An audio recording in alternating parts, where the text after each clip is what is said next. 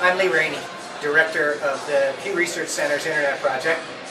I spoke today about technology and how it's changed the way that patients are getting information, sharing information, interacting with the healthcare system, especially their providers.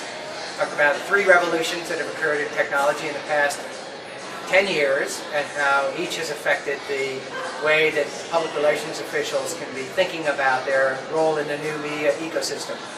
First revolution was the broadband revolution.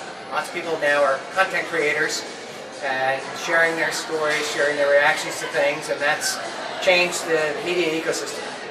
The second thing is, the second revolution is the mobile revolution, where people are now using their mobile devices to get just-in-time information or on-the-fly information, and there are lots more ways that they are able to get healthcare information and interact very quickly with professionals and other people in their network to get things done. The third revolution is the social networking revolution. I talked about how in technological spaces people trust their networks and share lots of information for networks, and how networks are important as gatekeepers of information, as evaluators of information, and as audiences for information.